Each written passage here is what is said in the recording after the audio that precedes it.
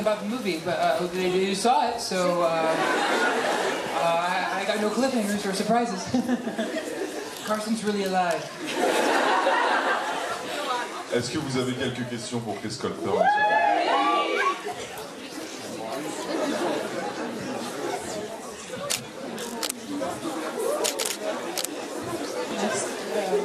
Hello, Chris. This is a question for you. So first, I want to thank you because I recognize myself in this movie because I hate my town too. I hate the people of my town too. And well, I want to ask if it was hard for you to turn your first movie and how it was to have all these people for you ready to have. To order of you of what you want. Donc je voulais demander à Chris s'il trouvait ça difficile de devoir prendre une certaine position de pouvoir un peu pour ce film et de devoir donner des ordres en quelque sorte à des gens parce que c'est sa vision et puis c'est son film, c'est son projet. It was terrifying. It still is. And this is like the oh gosh, it must be like the 8th premiere type situation we've been in with this film, and no, it was terrifying because not only can people hate my performance, they can also hate the writing. I mean, everything anyone says is my fault. So no, it's terrifying, and I think it'll always be terrifying. But I just hope everyone here liked it.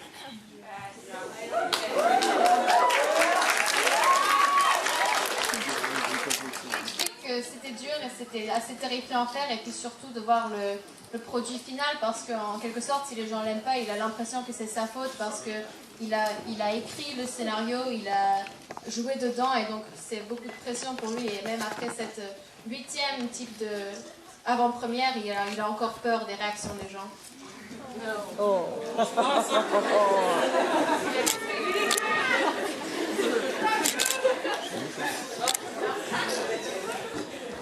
Hi again.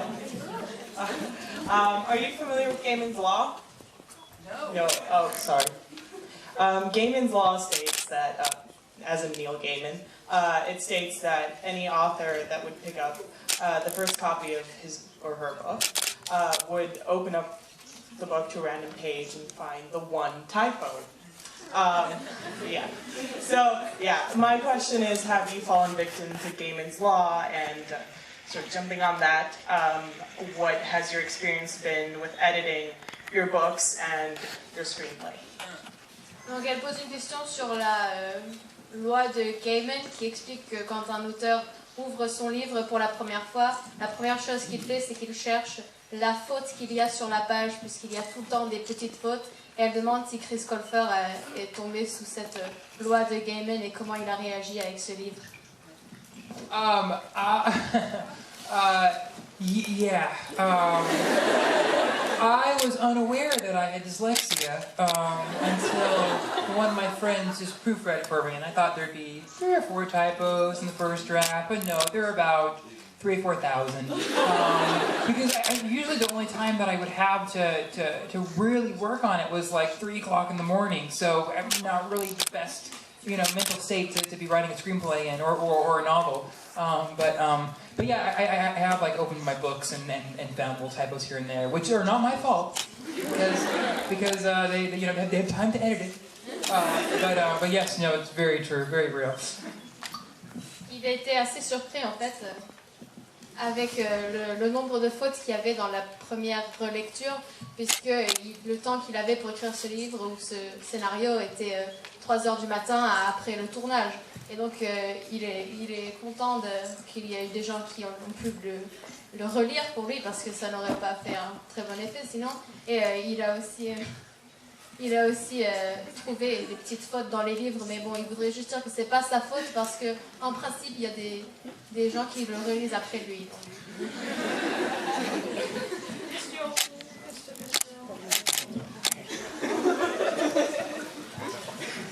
Hi.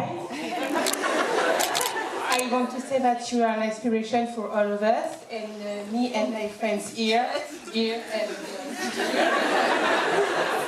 made the flash mob in Paris, and we would like to know if you saw them in YouTube, on YouTube.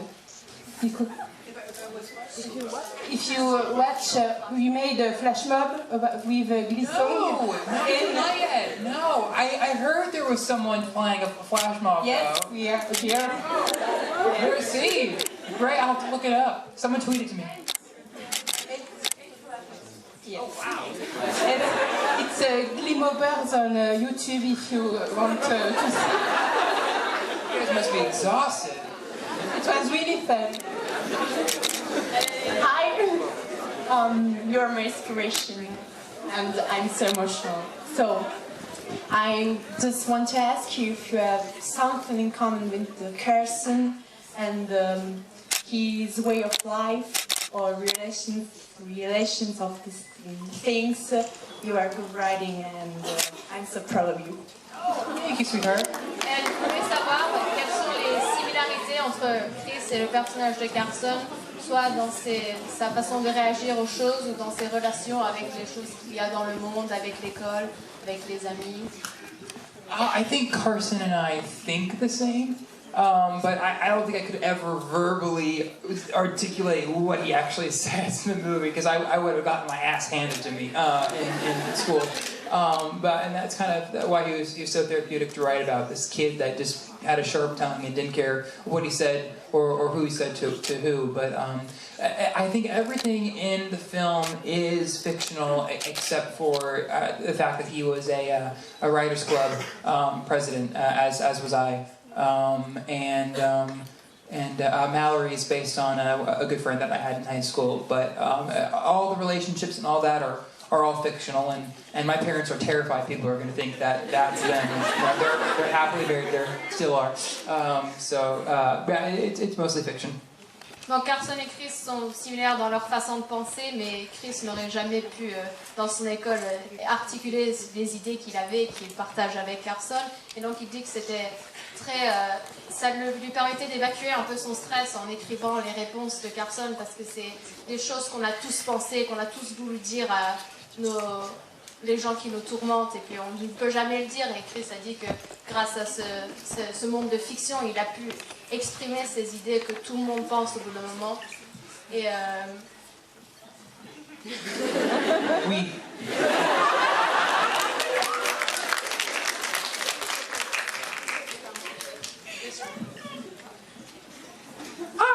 Sorry. Congratulations for your performance on Glee. I guess all of us are so happy to see you and so to tell thank you for what you did. And I got a question. What do you have other projects right now in the future? Always. It's just convincing other people to do them with me is the problem. Especially like this movie. Oh, great. How much money you got? I know because I tend to write things that are very type A or original. I die in the first scene, you know. But yeah, I always have another project in the works. Chris travaille toujours sur quelque chose d'autre, il adore explorer sa créativité, c'est juste une question il faut qu'il y ait des gens qui le soutiennent après pour que ça devienne une réalité, mais il a toujours quelque chose sur lequel il travaille. Hope to see it.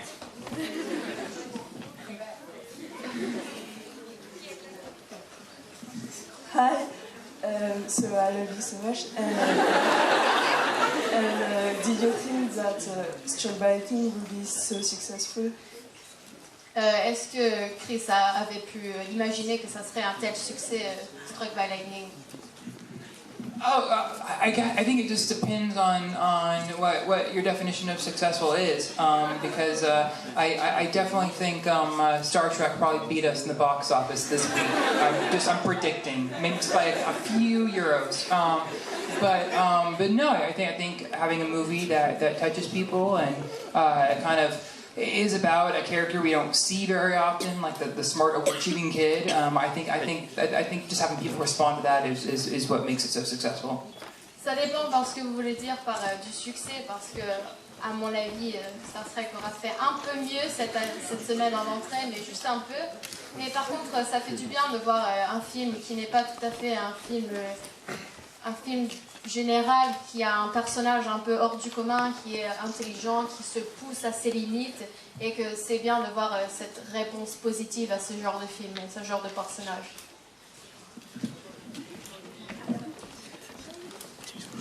Hi, I'm here.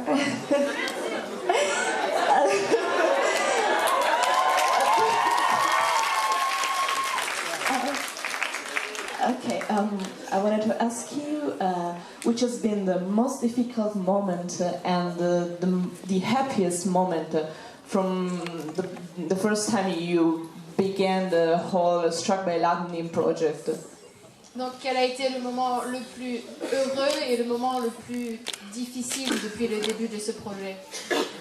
I think the most difficult, maybe just putting it all together, because I had so little time to do it, and finding the right people to do it with, and that weren't after changing the story to make it be about Carson Phillips and how he lost his virginity. That was tough, and I think probably just the best part has been seeing how people have responded to it, and I think they love the movie, they love the book, and I think that's been this for sure is definitely a cherry on top of the cake.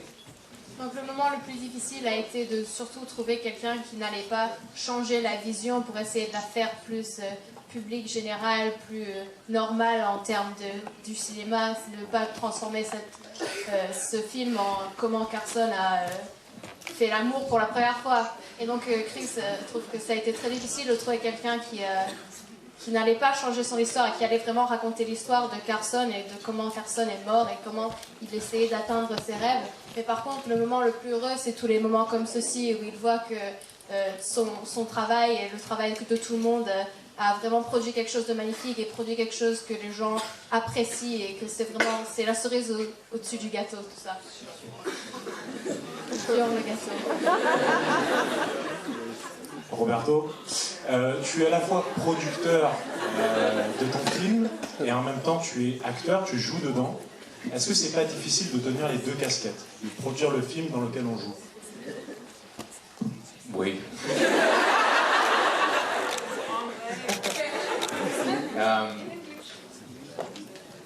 Ouais, c'est très difficile. Parce que bon, je pense que dans cet film, j'ai eu beaucoup de bol parce que j'avais des gens comme Chris. Et would you prefer me speak in English? People are like, what? French in Paris? Stop showing off. I know, right? I'll say it in English because we have an amazing translator. I think you get lucky sometimes, and on this film I got very lucky that I had people like Chris and I had people like Brian Danley that were very clear on when I got to be a producer and when I got to be an actor. And on the days that I would come in as an actor, I was an actor. You know, I was just an actor and I took off that producer's hat. And on days when I would come in as a producer, I was a producer. And that distinction is usually very hard because people aren't able to make it very clearly. But when you're surrounded with just amazing people, it makes it a lot easier. Oui, c'est difficile, mais il a eu de la chance parce qu'il travaille avec des gens comme Chris ou comme Brian Danley qui lui ont vraiment aidé à faire cette différence entre acteur et producteur. Et donc, les jours où il venait en tant qu'acteur, il ne faisait que ça, il n'y avait rien de production. Et les jours où il venait en tant que producteur, il ne faisait rien qui avait un rapport avec jouer dans ce film. Et donc, d'habitude, c'est difficile de différencier ces deux rôles, mais grâce aux gens avec qui il travaillait, il a vraiment su changer ses rôles et puis bien faire son travail dans chaque rôle sans les mélanger. Hi. Hello.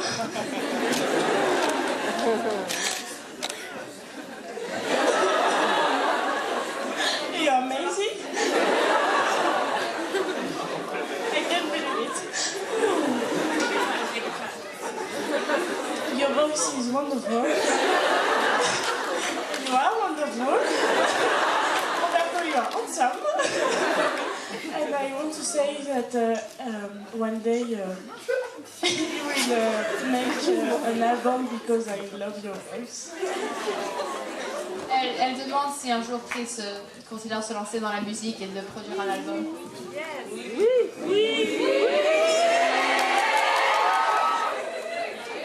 Here's the thing.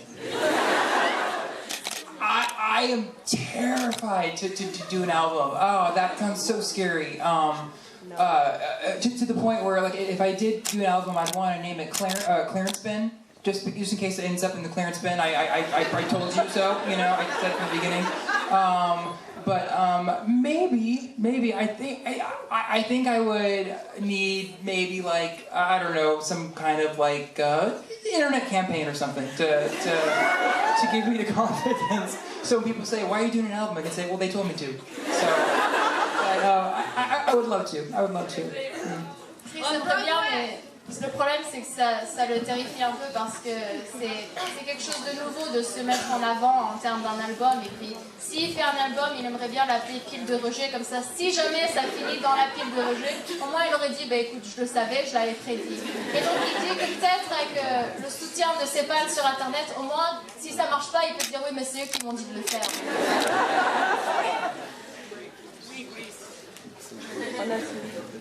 Hi, hello, Chris. I would like to know whether you are able to tell us some stuff about your next Asylum Untitled project. What is the inspiration behind it? Because I'm particularly wondering, because asylums were often used for repressing gay people, and I'm wondering if it's something that drew you to this subject. Thank you very much.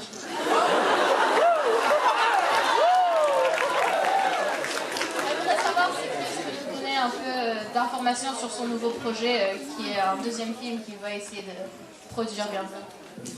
Well, I feel like I already have done the gay person suppressed in an asylum. We just call it high school in the States.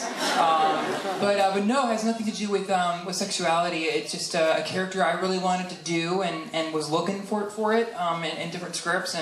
And they don't write roles like that for young men. I think these types of roles tend to go to women. And it's something I really wanted to do because it's an illness that affects both genders, I think, equally. Yeah, hopefully we'll get it done. Like I said, it's also a very different type of movie. So we just got to find the right person that or people or company that want to do it with us.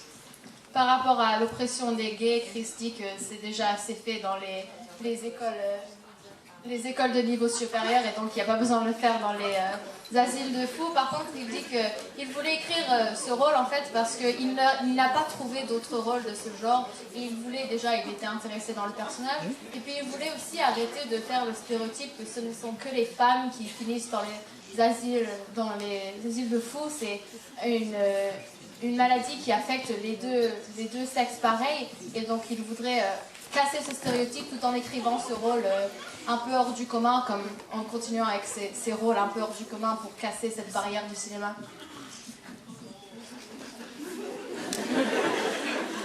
Hi Chris, I have two questions for you. So first one, why did you make your character die? Pourquoi Carson est mort? On se pose tous cette question. I don't remember. I think it was just a very dark way to kind of conclude his story, and the whole metaphor behind what lightning meant to him. I thought it was beautifully depressing and tragic. That the minute he learned how to be happy, his life was taken from him, and I thought it just added to the I guess the lesson of the movie. And I don't know, it's fun to die on screen. La version courte, c'est que c'est marrant de mourir sur scène. Après, c'est une façon sombre de finir la vie de ce personnage. Pardon. Ce personnage qui venait d'apprendre comment finalement vivre sa vie, comment être heureux avec ce qu'on lui donnait. Et puis dès qu'il apprend cette leçon qui est importante à apprendre dans la vie et qui est la leçon du film, eh ben, sa vie finit avec ce qui l'a inspiré, qui est le tonnerre ou l'éclair. C'est ça qui le poussait quand il parle à Mallory, et puis c'est ça qui finit par finir sa vie. Donc c'est un peu pour finir le film et que tout se rattache.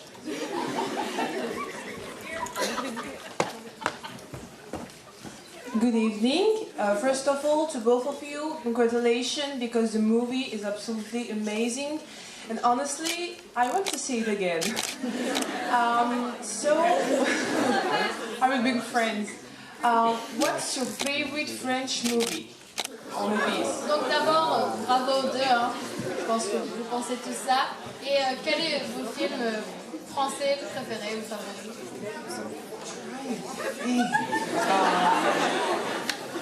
Unfortunately, we don't get too many French movies in the States, but I have seen a couple.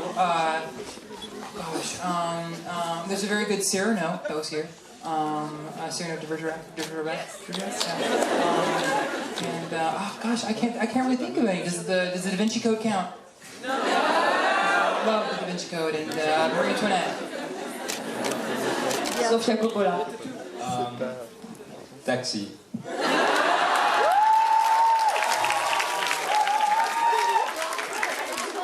Il n'y a pas beaucoup de films français qui finissent par arriver jusqu'aux États-Unis, mais il y en a certains, par exemple le Cyrano de Bergerac ou Da Vinci Code. Oh, Emile! That's a French movie, right? Emile? Amélie! Oh! That was great.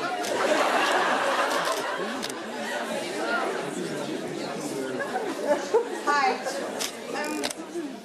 A lot of my friends and I have, when we watched the film, we thought there were quite a lot of powerful quotes and lines that really sort of resonated with us and sort of affected us. And I was wondering what your favourite line was, and if both of you, what your favourite lines were, and if there was one that you felt like particularly proud of, especially with like the ending lines of Carson, which I think are my favourite ones. Donc à travers ce film, il y a beaucoup de phrases clés, de phrases qui représentent l'esprit de ce film. Et donc, quelles sont leurs phrases favorites et pour Chris, laquelle est-il le plus fier d'avoir écrit et d'avoir pu mettre dans ce film?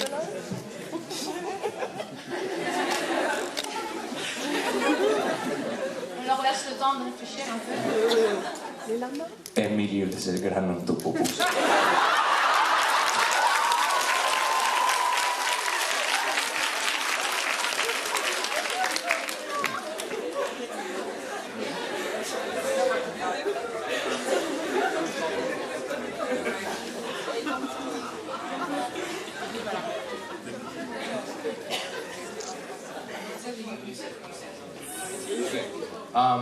My favorite one is Life Comes At You Fast. And it runs through. He's the writer. Life comes at you fast, it hits you, it runs through your veins and tries to escape and be expressed in any way possible. That way it's not like lightning.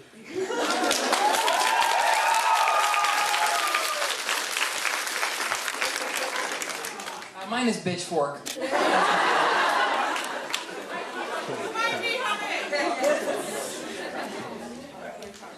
Hi, Chris. Oh, that's a good one. Thank you. I was wondering if you prefer doing TV or movies, because we all know you do both, so it's just... Est-ce que Chris a une préférence pour plutôt les films ou la télé? Movies, I think, are a little bit easier because they have finish lines. Like for Glee, I'm sure that'll be going for the next 30 years. So when it's done, I'll let you know. Les films sont un peu plus faciles parce que c'est un temps limité, alors que pour Glee, s'il pouvait, il continuerait pendant les 30 prochaines années. Il nous dira quand il aura fini.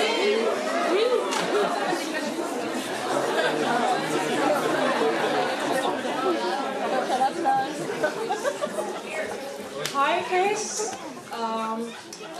It's a question for both of you.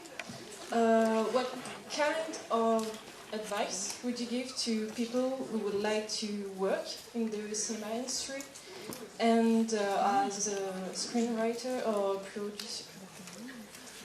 Est-ce que vous avez des conseils à donner à quelqu'un qui voudrait se lancer dans le cinéma en tant qu'écrivain ou que producteur?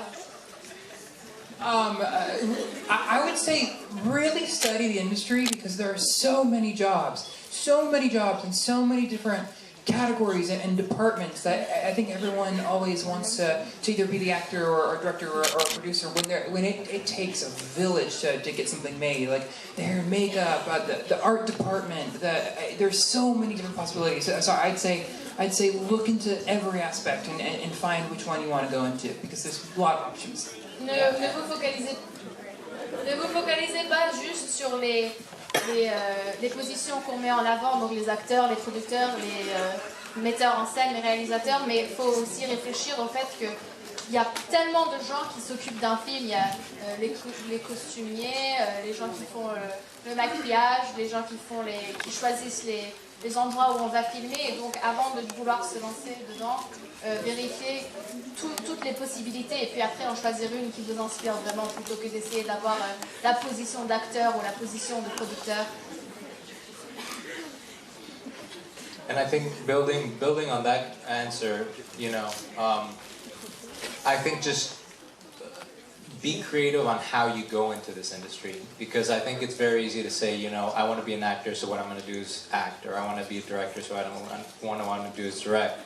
As opposed to, there's so many people that I've met that work in different departments in order to see how directors work and to see how actors work and to actually become knowledgeable through the outside. I mean, I actually did worked in the special effects department before I became an actor. And it was a great way. I got to touch Gary Oldman's face. And that was I am touching your face. How do you work? And yeah, so be creative. Donc il faut garder l'esprit ouvert et il ne faut pas juste penser que pour être acteur, il faut ne faire que des choses qui sont réservées pour l'acteur. Par exemple, on peut commencer en faisant le maquillage des gens et puis en faisant ça, on apprend comment les acteurs sont ou comment les réalisateurs sont et puis on gagne un peu de l'information sur tous ces milieux et ça nous permet de mieux se préparer pour ensuite changer de milieu ou changer de focalisation dans le milieu du cinéma. Hi Chris, I love you. How was it to film Carson's death? Donc c'était comment de filmer la scène de la mort au début? The actual scene where I got struck by lightning was really fun because it was just me walking, and then Brian Dowling, director, would yell, "And lightning!" And I would throw my books in the air and just hobble over. So that was a lot of fun, but it was really trippy doing those funeral scenes because they used all my real baby pictures and pictures of me, and there's a casket and I'm supposed to be in it, so that was a little strange. But I love dying on the screen. It's great. It's good fun. La scène de la mort elle-même était assez marrante à filmer parce qu'en fait, Chris marchait et puis tout d'un coup, Brian Donnelly criait foudre et puis Chris devait mourir. Et donc, il lançait ses papiers partout et puis il tombait par terre. Mais en fait, ce qui était un peu bizarre à filmer, c'était l'enterrement après. Et donc, quand il voyait, c'était ses vraies photos autour et puis il était censé être... c'était censé être son enterrement, donc c'était assez bizarre de regarder ça. First of all, you are beautiful, I love you, and I love you, say, and me. My question is, you would have never done what he did Carson for realize his dream? Donc elle voudrait savoir si Chris serait allé aussi loin pour pouvoir faire de ses rêves des réalités. Est-ce qu'il serait allé aussi loin que Carson pour lui permettre d'atteindre ses rêves? Well, I kind of did a little bit. I never blackmailed students to be in my a literary magazine. I did blackmail them a little bit to be in a show I did in high school, but it wasn't as brutal, and the blackmail was kind of a joke.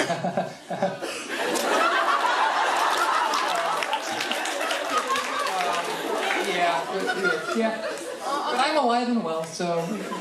Donc en quelque sorte, il a fait un peu pareil.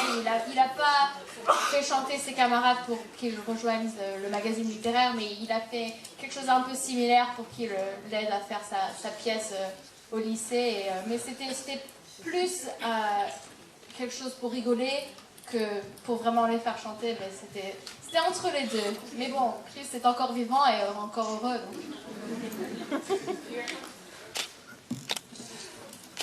Hi, thank you for being here. I'm really excited to see you. I wanted to know, how did you come up with the idea of writing this book and writing this movie?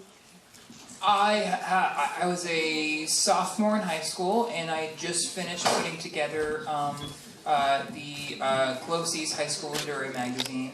And I was walking out to my car, and I was the last person at school, and I was exhausted, and it was cloudy, and I thought, wow, if I was struck by lightning right now, I wonder how long it would take for someone to find my body. That was what I was thinking, and then the story came to me.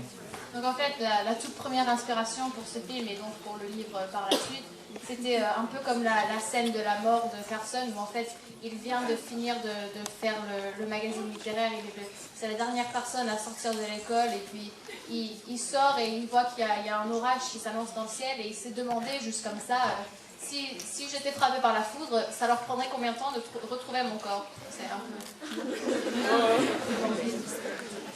Et nous allons prendre une dernière question.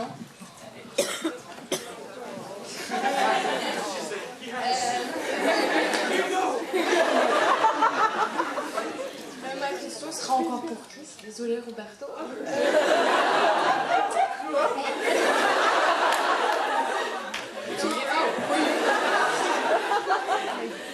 Je voudrais savoir si tu es fière de toi en fait, parce que on est tous fiers de toi, et je voudrais te remercier pour tout ce que tu fais, et voilà.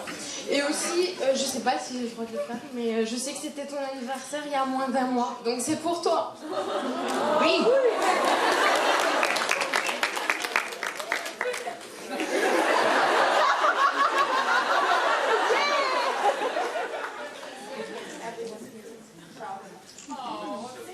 Merci beaucoup, it's so sweet. And my cat's on it. Thank you so much. Merci beaucoup. Il veut vous remercier pour la fierté que vous avez pour lui et la fierté que vous avez pour ce film. Et c'est très mignon, il y a son chat sur le lapin, pour ceux qui ne peuvent pas le voir, c'est une photo de Chris et son chat sur le... Mesdemoiselles, messieurs, merci beaucoup en tout cas d'être venus.